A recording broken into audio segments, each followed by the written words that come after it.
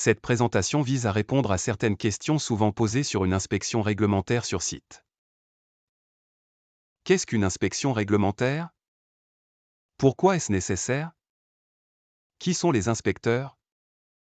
Serais-je impliqué? Qu'ont-ils besoin de savoir? Tout d'abord, en guise d'introduction, il est vrai de dire que l'industrie pharmaceutique est la plus réglementée de toutes les industries manufacturières. Et pour comprendre pourquoi cela devrait être le cas, il est nécessaire de remonter à plusieurs décennies, lorsqu'un médicament supposément inoffensif prescrit comme tranquillisant pour les futures mères a causé des effets secondaires dévastateurs sur le nouveau-né. La cause profonde de la tragédie de la thalidomide était l'incapacité à reconnaître un problème sérieux lors de l'étape de recherche et de développement d'un médicament plutôt qu'avec le fabricant du produit lui-même. Néanmoins, c'est dans ce contexte et par préoccupation pour la sécurité publique que des lois ont été mises en place dans le monde entier, comme la loi sur les médicaments au Royaume-Uni. Suite à cela, des autorités réglementaires sont apparues, chacune avec son propre ensemble de directives dont le seul but est de s'assurer qu'à l'avenir, tous les produits médicinaux et de soins de santé seraient sûrs et efficaces à utiliser. Cependant, malgré les contrôles obligatoires, des irrégularités de BPF se produisent toujours d'une manière ou d'une autre, comme une confusion d'étiquetage, une contamination microbienne, des déviations non approuvées pendant le processus de fabrication, et l'absence de tests de pureté et d'identité, qui au niveau le plus bas entraînent des plaintes de clients ou un rappel de produits.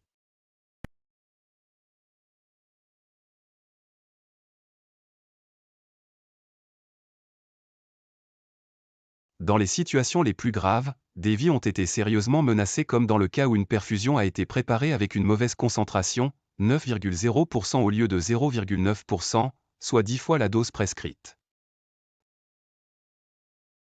Un autre incident grave a coûté la vie à 5 patients hospitalisés, résultat de l'ignorance des directives réglementaires et des principes de base des BPF. Ce sont des incidents comme ceux-ci qui justifient une vigilance constante de la part des autorités réglementaires par le biais de visites régulières de leurs inspecteurs, et c'est le sujet de cette présentation. L'autorité réglementaire au Royaume-Uni est l'Agence de réglementation des produits de santé, ou MHRA en abrégé. Les entreprises pharmaceutiques qui commercialisent ou prévoient de commercialiser des produits de santé aux États-Unis sont en outre soumises à des inspections réglementaires par la Food and Drug Administration, mieux connue sous le nom de FDA, avec la réserve que la FDA n'a pas les mêmes pouvoirs juridiques que le MHRA.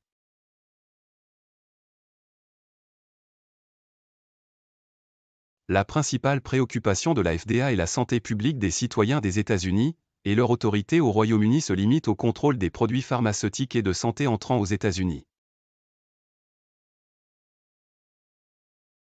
En suivant les conseils donnés dans cette présentation, vous ne devriez avoir aucune raison de vous inquiéter, quel que soit l'inspecteur qui se présente. En effet, l'idée est de montrer comment vous pouvez contribuer au succès d'une inspection réglementaire. Il existe plusieurs types différents d'inspections réglementaires.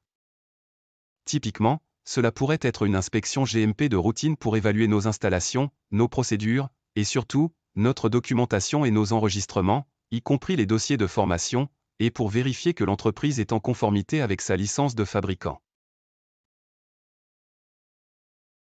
Une inspection réglementaire peut également être déclenchée par une plainte de client ou comme suivi d'un problème qui a été mis en évidence lors d'une inspection précédente. Une autre raison d'une inspection réglementaire et la plus fréquente est pendant la préparation d'une demande de licence de commercialisation ou une demande de modification d'une licence de commercialisation existante. Pour les produits sous licence, une licence marketing est décernée par les autorités réglementaires pour la vente.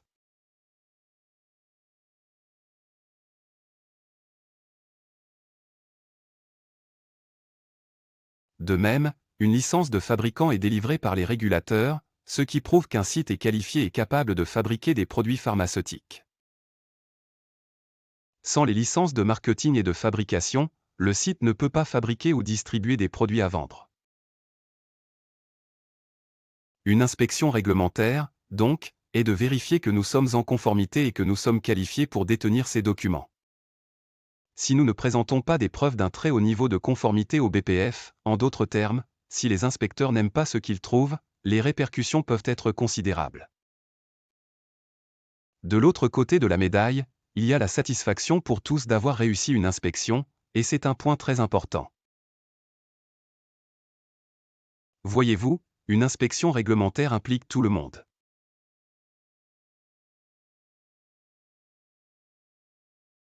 Maintenant que nous savons qui sont les inspecteurs et pourquoi ils viennent, la question suivante est, que devons-nous faire pour nous préparer à une inspection? Il se peut que l'on vous informe qu'une inspection réglementaire est prévue, parfois bien à l'avance, mais pas toujours. Un inspecteur peut se présenter à tout moment, même sans préavis. Il pourrait y avoir le temps d'organiser une inspection simulée pour imiter l'événement afin que les gens sachent à quoi s'attendre. La raison principale de cela serait d'aider la direction à planifier leur stratégie pour la visite afin de garantir que l'inspection se déroule de manière fluide et efficace.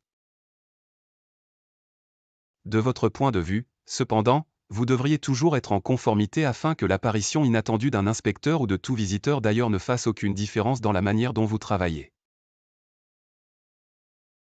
Il ne devrait pas s'agir de devoir rafraîchir vos connaissances des SOP actuels ou d'être particulièrement prudent dans votre routine quotidienne simplement parce qu'il s'agit d'une inspection réglementaire.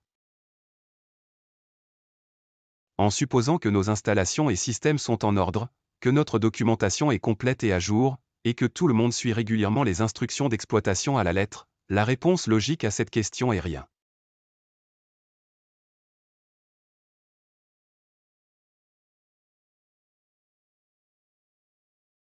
Mais, bien sûr, nous vivons dans le monde réel et l'inspection réglementaire est une occasion très spéciale. Il en découle donc que les premières impressions sont très importantes et présagent bien d'une inspection car elles fournissent des preuves de l'engagement de l'entreprise envers la qualité. En essence, ce que vous voulez que vos visiteurs voient, c'est un sens de l'ordre, de l'engagement personnel et de la responsabilité. Cela s'applique non seulement aux zones de fabrication et de stockage. Cela s'applique à tous les départements. Alors, débarrassez-vous de ces étiquettes post-it et des bouts de papier, ainsi que de tout trivia inutile, et essayez de maintenir les surfaces de travail du laboratoire propres et ordonnées. Enlevez toutes informations sur les murs ou les bureaux qui pourraient attirer l'œil d'un inspecteur, comme un résumé de plainte de clients ou un rapport de déviation, qui pourrait déclencher une suite d'interrogations non justifiées.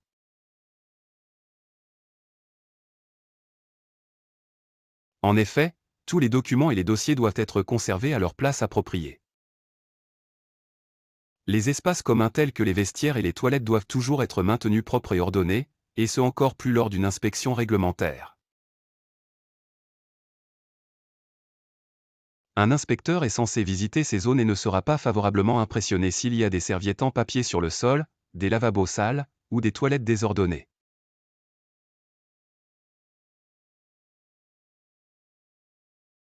Les codes vestimentaires sont particulièrement importants. Les inspecteurs sont très observateurs et toute laxité dans ce domaine sera prise comme une réflexion de l'attitude générale de l'employé au travail.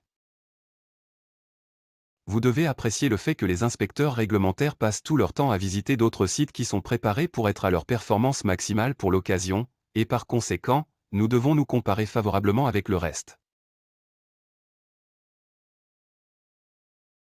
Un point souvent méconnu est que le non-respect de toute question générant un rapport défavorable peut déclencher des visites réglementaires pour enquêter sur la même question dans d'autres sites de l'organisation à l'échelle mondiale.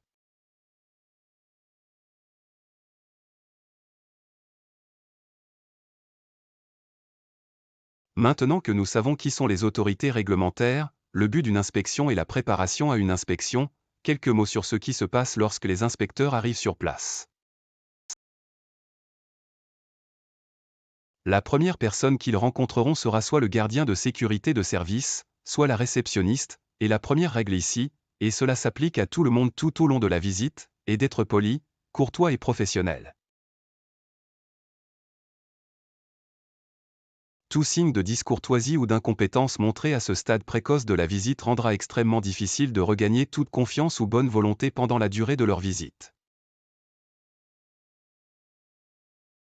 Comme c'est le cas pour tous les visiteurs, il sera important de leur indiquer ce qu'ils peuvent faire et ce qu'ils ne peuvent pas faire. Et s'il demande de faire quelque chose qui est contraire au règlement du site, vous avez parfaitement le droit de dire non. Chaque entreprise aura des protocoles pour les personnes visitant le site et une routine pour l'acceptation du site. Un inspecteur réglementaire, aussi important qu'il ou elle puisse être, ne fait pas exception et s'attendrait à être traité comme tout autre visiteur. De même, un inspecteur, comme tout autre visiteur, ne peut pas, de droit, se promener sur le site sans être accompagné. Ils peuvent demander à visiter un département ou une installation particulière, et on ne peut normalement pas leur refuser, mais ils doivent toujours être accompagnés par une personne de rang supérieur. Il est probable que ce sera leur première visite sur le site. Cela ne signifie pas qu'ils arriveront sans rien savoir sur l'entreprise ou ses activités. Ils ne sont peut-être pas familiers avec le site, mais ils auront une connaissance raisonnable de ce qui se passe. Ils auraient également un accès préalable à une zone particulière sur le site. Il se peut que les inspecteurs ciblent une zone particulière sur le site, ou que cela soit plus étendu.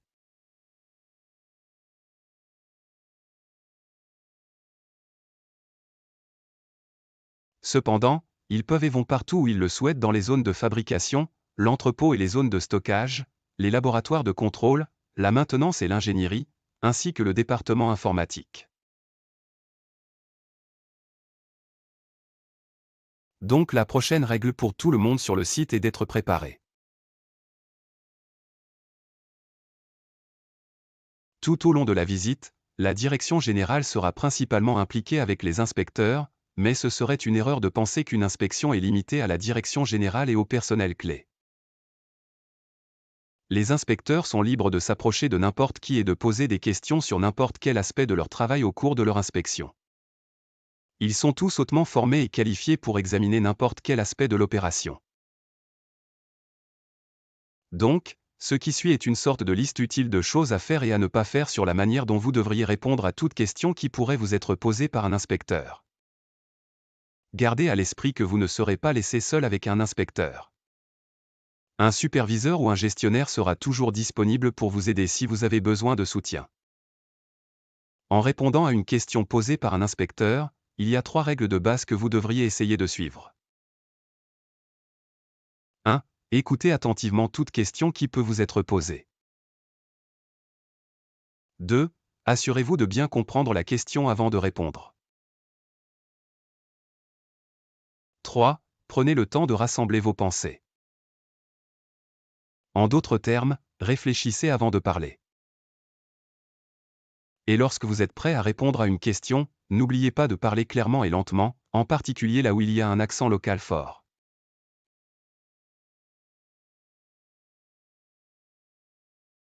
Ne vous improvisez pas, et ne faites pas de suppositions, car il y a toujours le risque que l'inspecteur ne soit pas entièrement satisfait de la réponse que vous avez donnée, et cela pourrait inutilement déclencher quelques alarmes mentales. Chaque fois que possible, référez-vous toujours au SOP.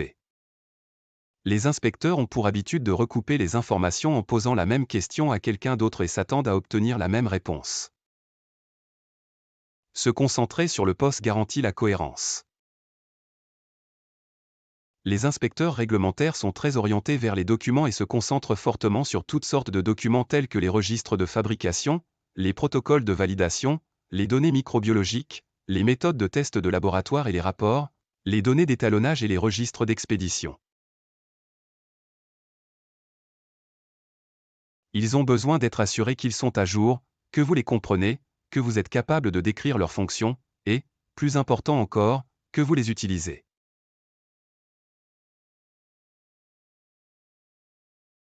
Un inspecteur prendra le temps de lire un document comme un SOP, puis dira « D'accord ». Comment démarreriez-vous cette formation? Votre réponse devrait être « Je suivrai ce qui est indiqué dans le SOP ». C'est une réponse parfaitement satisfaisante. Après avoir fait votre réponse, n'en dites pas plus. Lorsque vous répondez à une question, soyez bref et précis. Par exemple, en réponse à la question « Que feriez-vous en cas d'échec ?» La réponse est « Je sais quoi faire parce qu'il y a une procédure ». Il n'est pas nécessaire d'entrer dans les détails à moins qu'on vous le demande. Utilisez avec discernement et dit poliment, même un simple oui ou non est parfaitement approprié, et c'est infiniment mieux que de dire trop. Ne discutez en aucun cas avec un inspecteur. Si vous n'êtes pas d'accord avec ce qu'ils disent, c'est probablement dû à un malentendu. Détendez-vous, et laissez la personne d'escorte ou la personne âgée présente s'occuper du problème. Si vous avez le moindre doute sur la signification d'une question, n'hésitez pas à le dire. Dites simplement, « Je suis désolé. Je ne comprends pas tout à fait ce que vous voulez dire. Pouvez-vous répéter la question, s'il vous plaît ?» Une technique standard pour l'inspecteur consiste à poser une question et, après avoir reçu une réponse satisfaisante, il prend alors le temps de passer en revue les dossiers sans dire un mot. L'autre personne, se sentant nerveuse, essaiera de briser le silence en fournissant plus d'informations. Faux. C'est un exemple suprême de l'adage, le silence est d'or. Si l'inspecteur veut se taire, vous devez aussi vous taire. Ne donnez jamais d'informations volontairement. Par exemple, la question pourrait être « Combien de fois nettoyez-vous cette installation ?»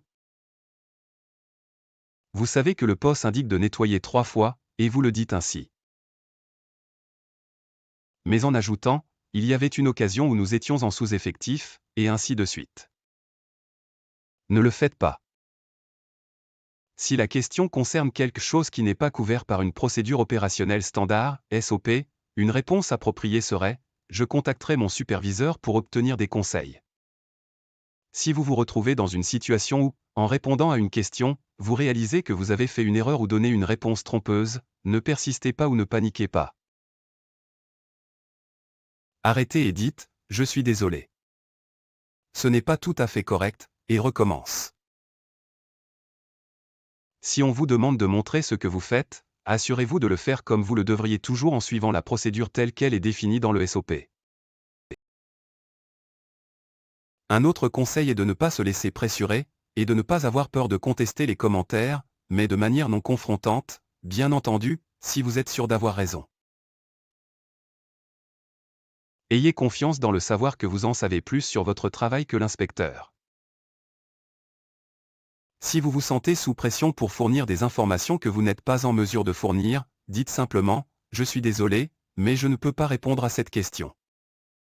Mieux encore, transmettez-le à votre superviseur ou gestionnaire pour qu'il s'en occupe, ou à quiconque se trouve être l'escorte du moment.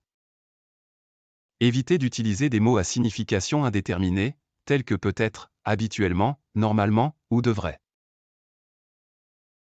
Si, par exemple, vous disiez « Nous faisons normalement ceci » ou « Nous devrions faire cela », la réplique serait probablement « Voulez-vous dire que vous ne faites pas toujours cela ?» Le message ici est « Soyez positif dans le langage que vous utilisez.